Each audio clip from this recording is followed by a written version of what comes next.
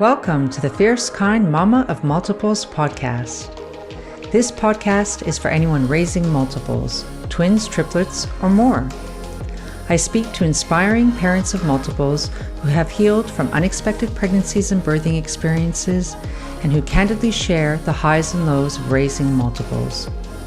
I also speak to the professionals that work with multiple birth families. Together, we cover the practicalities of raising more than one baby at a time, as well as enhancing the emotional well-being of caregivers and children alike. Come join us as we laugh, cry, and share our personal and professional wisdom on all things multiples. I'm your host, Dr. Christina Kavetsa, and I am a fierce, kind mama of multiples. Welcome to the show. Before we get started, I wanted to let you know about a new free resource I have available for those of you who are pregnant with multiples. If you want to learn more about how to be fully prepared for your multiple birth journey, then this guide is for you. In this guide, I take a holistic approach to help you prepare physically, financially, and emotionally. And if you know anyone else who's pregnant with multiples, please tell them to head over to my website, fiercekindmama.com, and click on the free resources tab. The link is also available in the podcast show notes. Today I'm speaking with Dr. Frankie Harrison. Frankie is a clinical psychologist who specializes in supporting parents who have had neonatal experiences. Frankie had her first baby at 31 weeks due to preeclampsia. Using her lived experience as well as professional psychological knowledge, Frankie aims to spread awareness of NICU and help NICU parents feel less alone. Frankie provides free psychological content on her social media platforms and creates a safe online space for parents to connect, make sense of their emotions, and validate their individual journeys. Her company is called Miracle Moon. Miracle Moon provides free resources, blog posts, a podcast, products, workshops, group, and individual therapy. You can find out more about Miracle Moon on Instagram. The handle is @miraclemoonuk, or at their website, www.miraclemoon.co.uk. Those details are in the podcast show notes for you. In this interview, you're going to hear Frankie and I talk about the main struggles that parents who have been on a NICU journey experience. Frankie also shares with us what is lacking in terms of support for NICU parents, and she offers some wonderful advice to multiple birth parents who may be worried about a possible NICU stay or who may have already navigated a NICU journey.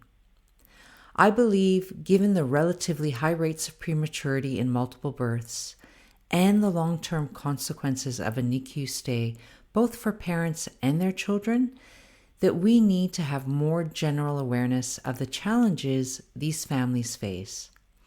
And so I was really excited that Frankie agreed to speak to me and share her personal story as well as her extensive experience in supporting NICU families. I hope that you get a lot out of this episode, and if you have any questions for me or Frankie, please do get in touch. So welcome, Frankie, to the show. Hello, thank you very much for having me. It's lovely to connect with you. Tell us a bit about yourself and the work that you do. So I'm a clinical psychologist. I'm based in the UK. I previously worked in older adult psychology. And then I got pregnant with my first son. And the pregnancy was fairly turbulent. The kind of opening into the pregnancy was quite difficult.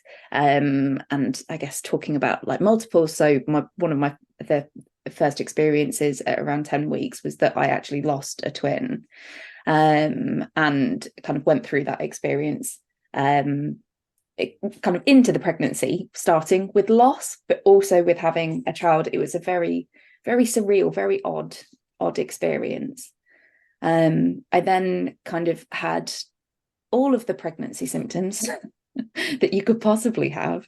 And around the kind of end of my second trimester, I developed high blood pressure, which then escalated into preeclampsia. So I was in hospital for quite a big chunk of time trying to control my blood pressure. But during that experience, what I felt is that people weren't really talking to me about what was happening. They weren't really telling me that they were looking out for preeclampsia. They weren't really telling me that they were looking out that I could give birth kind of prematurely, what neonatal care would look like. The conversations just weren't really happening until like a couple of days beforehand. And then people were like, okay, we need to, the baby needs to come now. So I really knew very little about neonatal care, about preeclampsia, about prematurity and all of that. So I felt like I was kind of thrown into that world. My first experience of being a parent. And then we were in neonatal care for just over 5 weeks.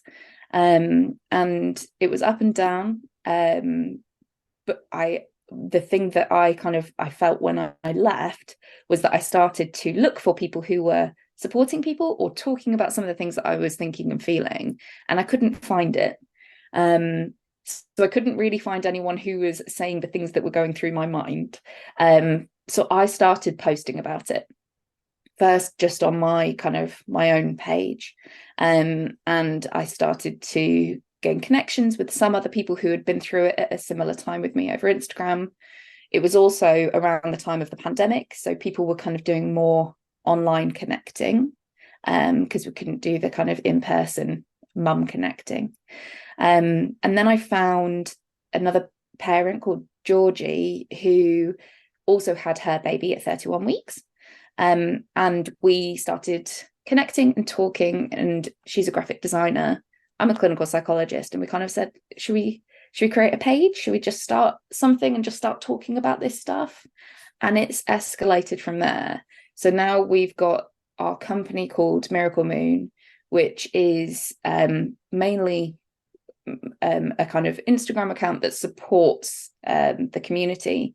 I do one-to-one therapy with people, including EMDR and kind of trauma work.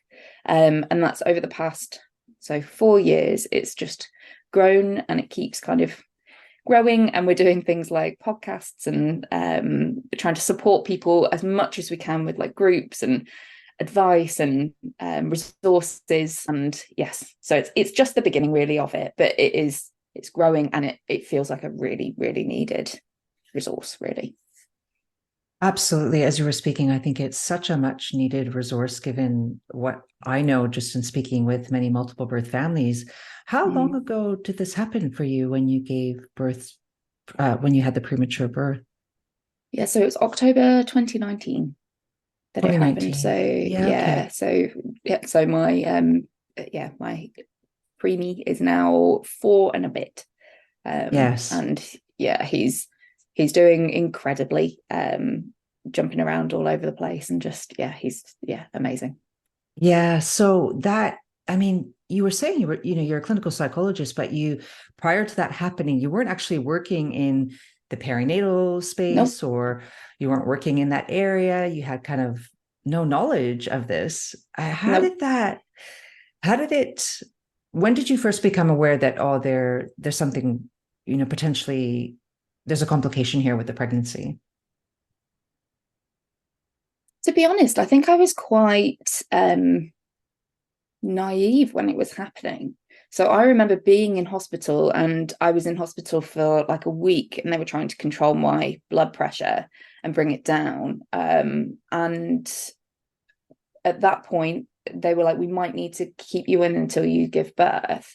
And I remember thinking, I'm going to have like 11 weeks being in hospital. That feels a bit, and I just didn't really have the thought that, this was going to have like prematurity or NICU. I really knew very, very little until I was there.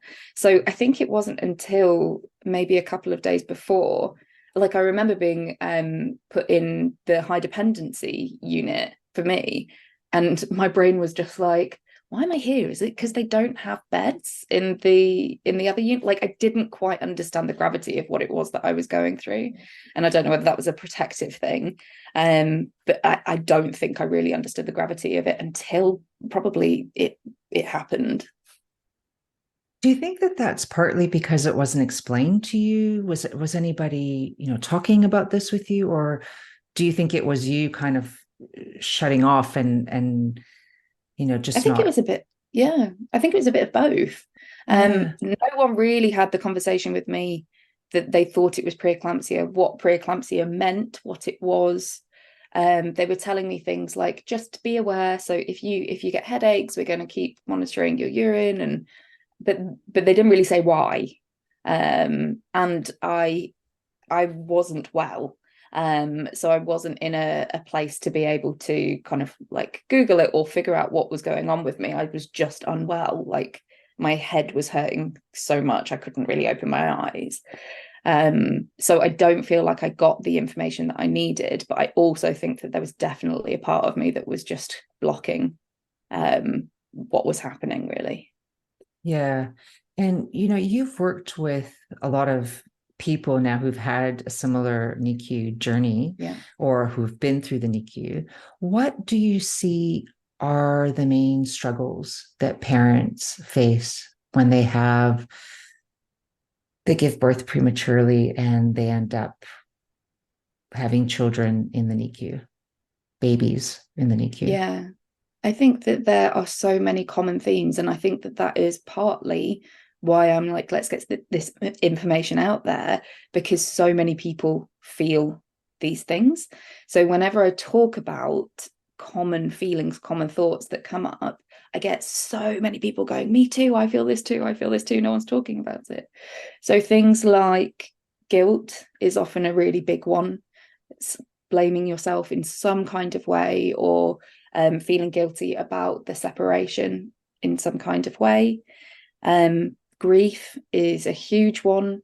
And it's that kind of disenfranchised grief, which maybe people don't really recognize. It's not so much losing, your baby, but it is losing the experiences that you thought that you were going to have. Or, things like being on the unit. And like for me, a grief while I was on the unit was that I didn't get to dress my baby for the first time. I walked in and he was in clothes, and that was quite a big grief for me. But you can grieve things like the bump, the third trimester, the birth experience you thought you were going to have, not having the skin to skin, so many things with grief. And then I think there are the kind of traumatic memories that come up, and a lot of that is around separation between the two of you, quite often not feeling safe yourself, or not feeling like your baby is safe, feeling helpless or powerless within it, not feeling like you're in control. And I think that NICU does a really good job at giving you a kind of a sense of control when you're in it. So monitoring, the beeping, all of the things, the checking, so that they get you to do all of those kinds of things. And it quite often is that when then people go home, they continue with that as a kind of sense of control. So then that becomes very difficult because anxiety levels are still high. People are kind of operating as if their babies are still in need of that kind of support and are super hypervigilant and are doing those kind of like anxiety related behaviors by that point that are no longer helpful. We see things like health anxiety quite often, so anxiety about your child's health. There's so many, like I could actually write a book about everything, but there are so many common feelings.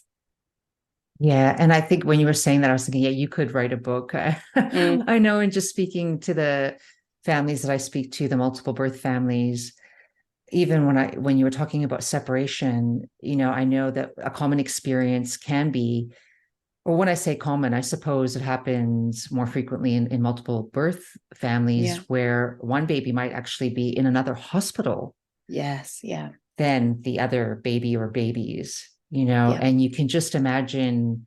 the logistics of that. If you already have children at home, let's say, Yeah. or you're trying then to, visit each baby, like it's just, I mean, one can just imagine the sense of guilt that a parent would feel in that circumstance, not being able to be, they can't be in two places at once, right? Mm-mm. Literally. No, So no.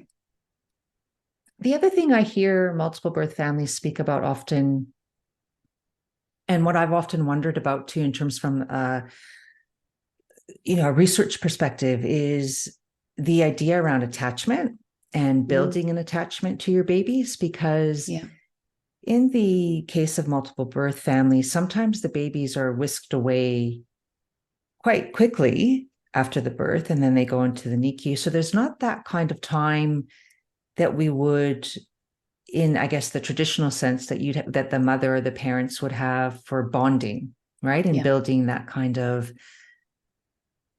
the hormonal bond, that just comes with Mm. becoming a parent, if you like. And I've heard sometimes parents speak about almost seeing their babies like little patients in a hospital Mm-hmm. rather Mm-hmm. than their babies. Like they don't Mm-hmm. feel that connection. Is that something you've heard? Is that something you've It's something I uh felt. Yeah, yeah. definitely. I think there is such a disconnect.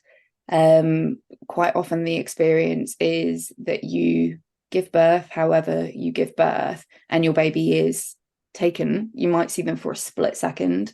I can't even remember seeing my baby, and then there was separation, and it was separation for like a day. So your brain just cannot comprehend what's happened, because one minute you're pregnant and then you're not, and then you don't have your baby with you, and you're not really sure where they are. You're thrown into that fight, flight, freeze, fawn bit, that kind of trauma response bit. And for me, it was very much that freeze bit of just disconnect, like what is going on? I felt like I was underwater. And then you walk into the unit or get wheeled into the unit and you're like, which one is my baby? Like you're not even really sure which one your baby is. You then see your baby. There's physical distance there because they're often in an incubator. They're quite often covered in wires or tubes, or have their eyes covered if they've got the jaundice light on. And I remember them saying, does he have a name? And me being like, I haven't seen his face. Like, how am I supposed to name him? Like, I don't really know who he is yet. So it took us a long time to name him, because I think it took me a long time to connect. I didn't get that sudden rush of love, and I know that a lot of parents don't, but it was a trickle of love that kind of built over time. And things like skin to skin when it was possible, that kind of kangaroo care, recreating that, I guess, kind of quote unquote kind of golden hour in your own way.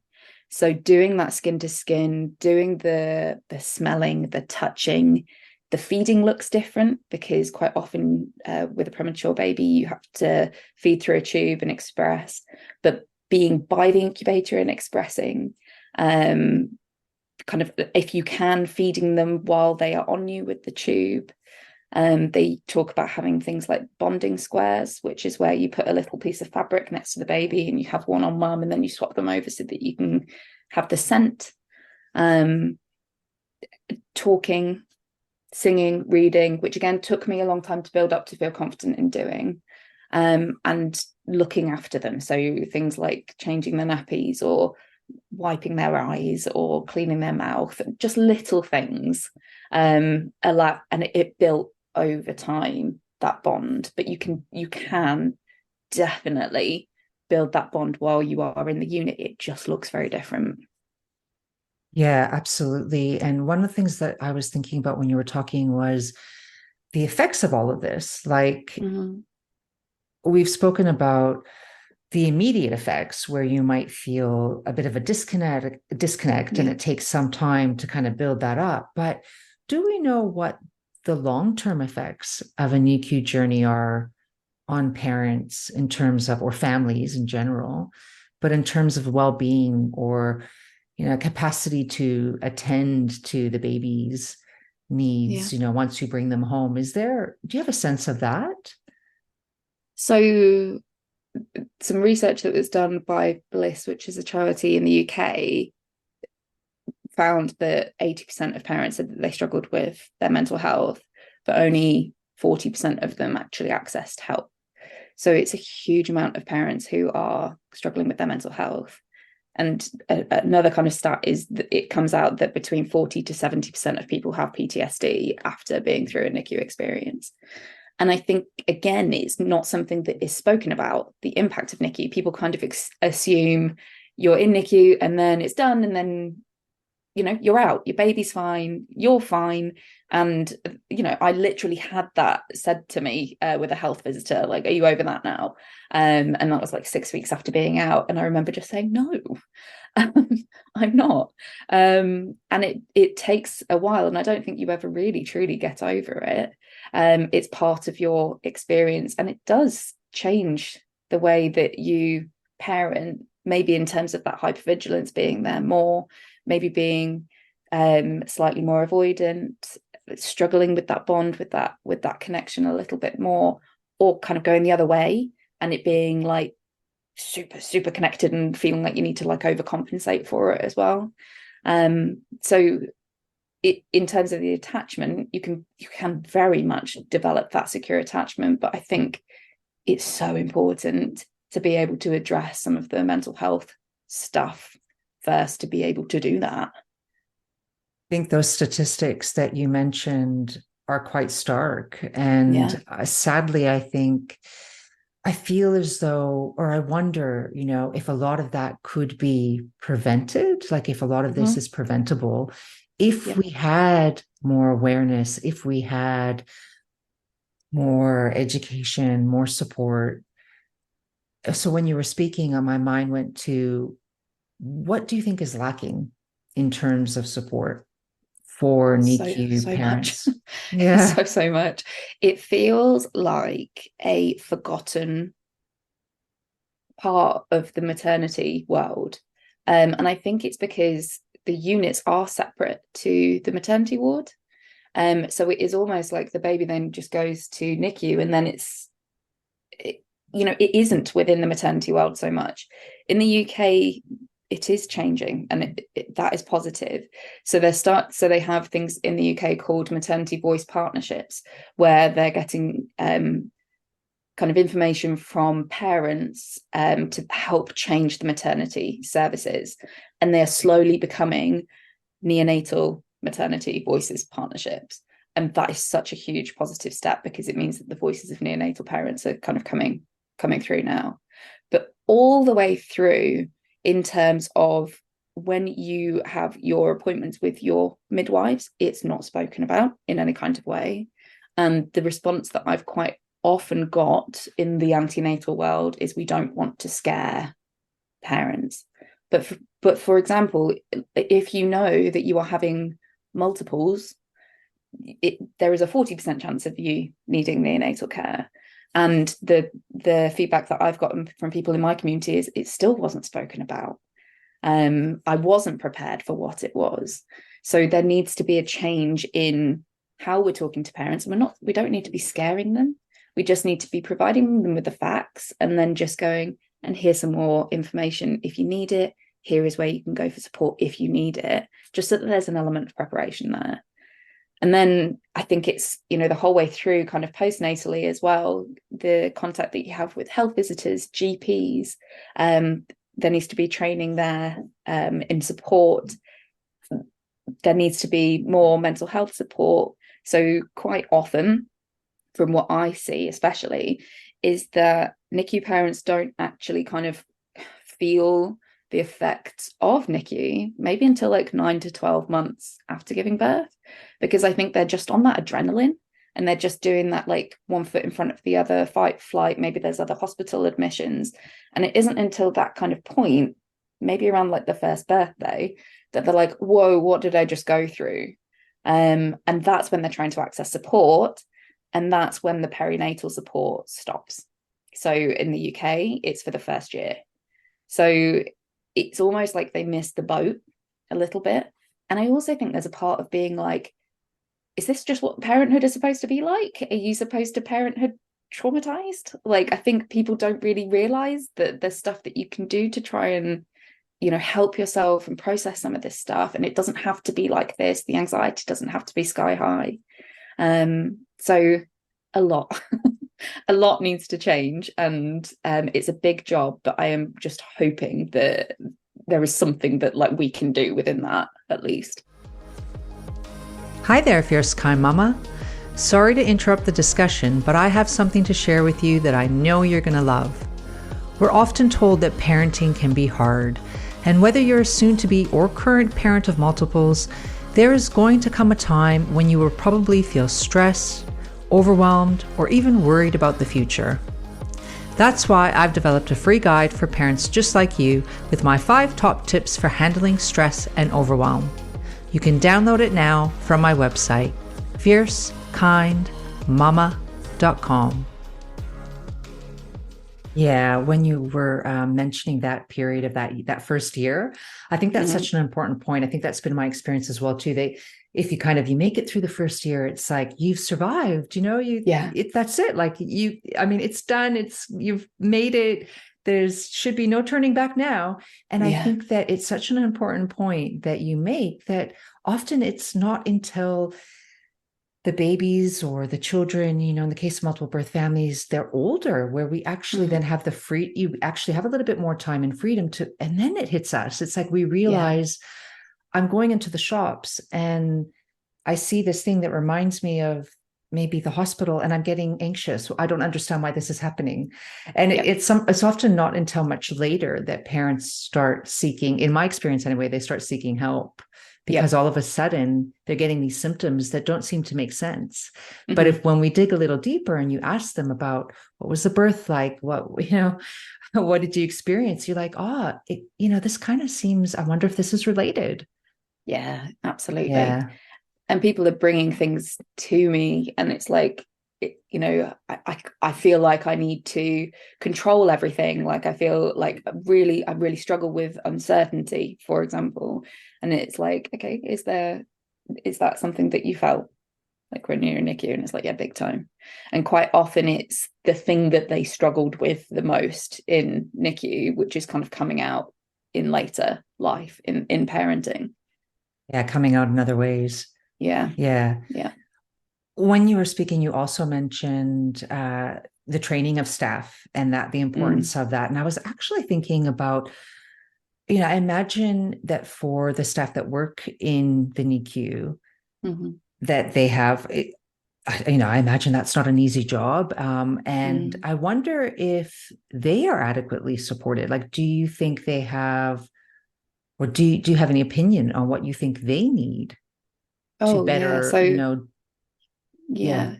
So we know that the level of trauma with staff who work in the NICU is high.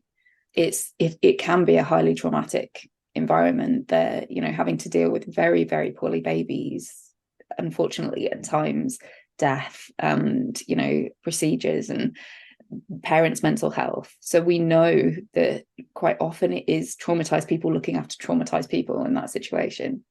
Again, in the UK, things are slowly changing. So they are employing more and more psychologists to be working on the units, which is a huge change and so needed. And one of their main roles is going to be supporting the staff with their mental health, with their trauma. And there's conversations about being able to do things like a type of like group EMDR, so that if they've been through traumatic experiences, being able to support them and process some of the things that they've been through. But they definitely need more support to be able to do the support for the parents and for the baby as well.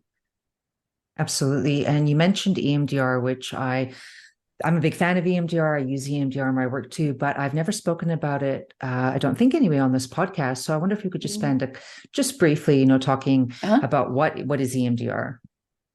Yeah. So it stands for, which I think is an absolute mouthful, eye movement desensitization reprocessing. But it is about being able to process your trauma. So when you go through a traumatic experience, it is often an experience that overwhelms your nervous system's ability to cope with that situation. And what can happen is that your your brain kind of gets stuck. It gets stuck in that traumatic experience. So it can feel a little bit like you've got an elastic band that's just kind of pulling you back, keep pulling you back to that moment. It feels like you can't quite move with it. You can experience things like flashbacks. You can experience, I talk about kind of having like emotional flashbacks where you feel the emotions that you did at the time as well. Avoidance, that hypervigilance, and any of those kind of symptoms are trauma symptoms, rather than just like PTSD is a bunch of symptoms and you have to tick all the boxes, but they're all trauma symptoms. So the way that EMDR works is by using eye movement or any kind of, it's called bilateral stimulation. So where you are accessing both sides of the brain, either eyes moving side to side or tapping side to side. At the same time that you go into the memory, you kind of let that elastic band go a little bit. You let your brain do what it needs to do to be able to process some of those things. So then when you kind of get to the end of the EMDR process, people are like, okay, this memory doesn't feel as sharp. It doesn't feel as present. It doesn't feel as heavy. It doesn't feel as now. It feels like it's a memory. And then what you are seeing is that those symptoms of the hypervigilance and the flashbacks, the not sleeping and all of that reduce as a result of that. Yeah, lovely explanation. That's definitely been my experience too in using EMDR with people who have all sorts of different types of experiences, but with trauma, is that reporting of it feels distant now. It feels like it's something I can put a time and date on and say that happened back then. It's not happening now. Yes. We spoke a little bit about the importance of preparing for, particularly in a multiple birth pregnancy where we know the rates of prematurity are much higher. So do you think it's a good idea for expectant parents of multiples to visit NICU units and have discussions with their doctors about it, even before this even looks like a possibility? Or do you think that might actually exacerbate the worry and anxiety that someone who might already be having when they find out they're having a high risk multiple birth pregnancy? What is your opinion on that? I think that there is a way of being able to provide information for people in a way that they need. So I think that it needs to be offered. And if that person is like, it's too anxiety provoking, I can't go there, don't go there. Just say to them like, okay, that's absolutely fine. Here is information if you ever needed it, so that you know where to go. If there are people who, and I know that there's a lot of people who are like, just give me all of the information, give me all of the facts so that I know it all, go with that. So it needs to be a little bit individual in that sense. But I think one of the things that is really good is that they're starting to do virtual tours of neonatal units. So on some of the hospitals' websites, you can just have a look around on your computer and just have a look and see what the unit is like. But I think that there is some super like basic stuff, and I would include it in a birth plan that doesn't kind of get included. So if your baby needed neonatal care, things like, would you want your birth partner to go with the baby or stay with you? Putting on the birth plan, for example, like I would like to be involved in as many firsts as I possibly can do. There's just some things that just gently you can just be aware of. You can know about the fact that you can bond, you can feed, you do have choice, you do have an element of control. And that's the bit that I would want to be giving to people, to empower them rather than to scare them.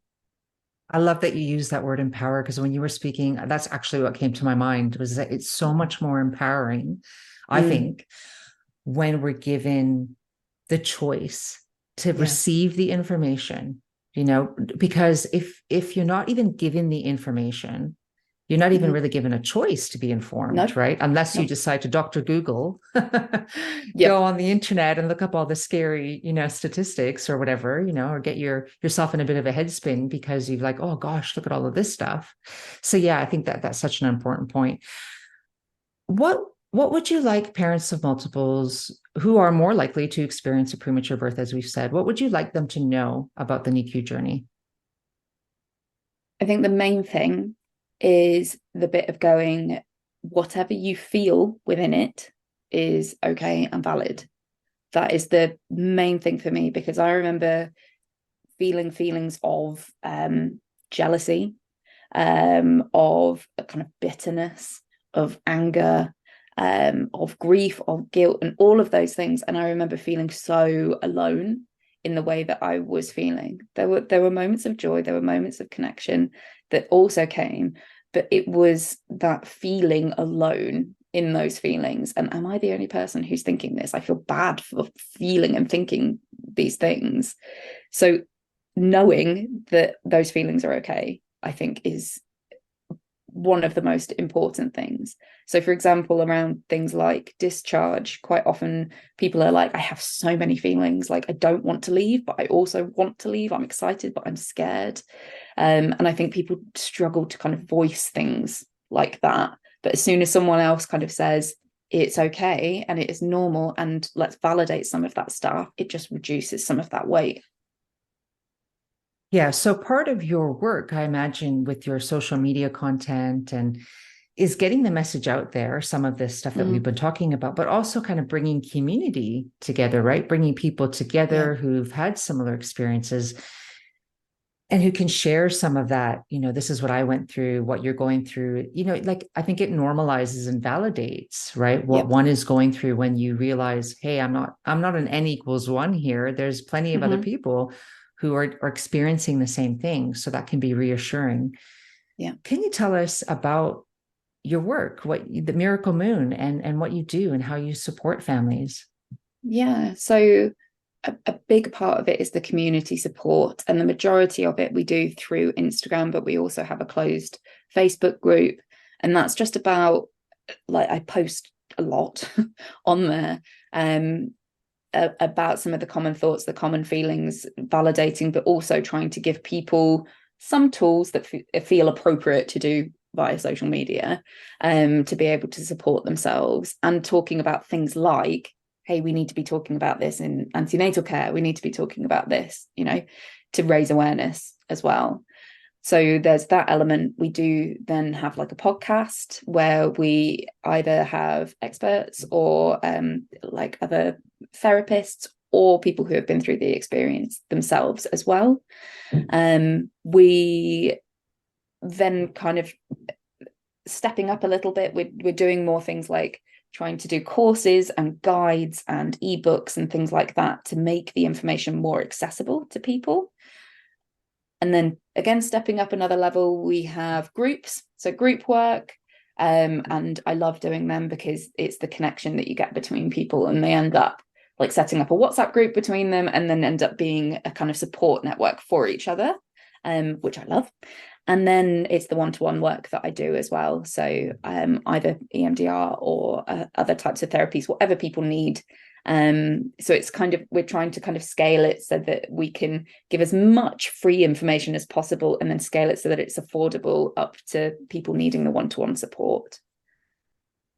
Yeah. And is the one-to-one, I'm imagining the one-to-one support and the group kind of work is for people local to you, or people that you can actually see face to face, or is this stuff that you also do online? It's online. The only issue that I have, so I can work with anyone in the world apart from the States because of legal stuff, but I can work with anybody.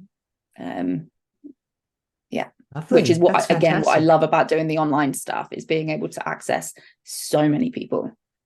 Yes. And so your Facebook group, and obviously your Instagram is international in that anyone can look you up and follow you. Is the Facebook group open to anyone as well? Yep. Okay. Absolutely. So anyone wonderful. who's been through that experience, and it's a closed group so that it feels, I guess you can give lots of information on Instagram, but it's all public. So having that closed group just feels a little bit more contained, I think. Yeah, that's wonderful. What do you think the general public needs to know? Like, do you think there is enough general public awareness of NICU and the struggles that families face when they find themselves there? again, no. I think that's just the theme of today, that there's just not enough awareness. It's just not spoken about enough. I think maybe the key thing is to know that when people leave the unit, that they are not just automatically over it. There is often an impact on people, and to, not having those kind of conversations where you're like, but they're here, they're healthy, they're okay, like it's behind you. It doesn't feel that way for some parents, and even though they logically know it, they may not feel it in their gut. And being able to talk about it with someone, and being able to say, I'm struggling, is so important. Yeah, I couldn't agree more. If you could give one piece of advice to a multiple birth parent who has had a NICU experience or is pregnant with multiples and is worried about the possibility of a NICU stay, what would you tell them? So much. I think what I have, what comes through a lot in the work that I do with parents of multiples is what we spoke about before, of that kind of splitting between the children. So whether they're in different units, or even if they're in just different incubators, and just feeling like you have to give them equal amounts of attention. And then maybe when they're home, that bit of feeling like you have to treat them equally in some kind of way. If they need hospital admissions, that comes up a huge amount in the work that I do. So it's that bit of doing, like, you are doing good enough. You are doing all that you can. You cannot do any more than that. Your children may have different needs. They may have been born at the same time, but they may have different needs. So it's less about kind of treating them equally, and it's more about responding to the needs that they had, and just doing your best. And you are doing as best as you possibly can. Yeah, that's wonderful. Wonderful piece of advice, and such an important message, I think, for really any parent, right? To remember that we're doing the best we can with what we've got, what we've been given. Where can people find out more about you and your work? So Instagram's probably the best place. So we're at Miracle Moon UK. You can also find us on Facebook with the same, and then on our website, so www.miraclemoon.co.uk, and then you can find access to everything that we do on there. Our podcast is Miracle Moon as well, so we're all over the place. You will find us in some kind of way. Yes, wonderful. We'll definitely put those details in the show notes too. Thank you, Frankie, so much for offering your time today. It's been such a pleasure chatting with you. Thank you. Lovely.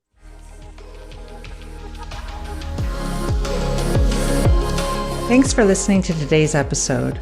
If you like what you've heard, then please follow and leave a review so that other expectant and current parents of multiples like yourself can find this podcast and the valuable information it contains.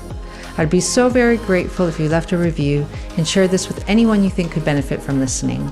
If you have a particular topic you'd like me to cover on this podcast, feel free to reach out to me via my website, fiercekindmama.com. New episodes are released every second Wednesday, so I'll see you back here real soon. Any advice and information in this podcast is general only and has been prepared without taking into account your particular circumstances and needs. For tailored, individualized advice, please consult with a qualified professional.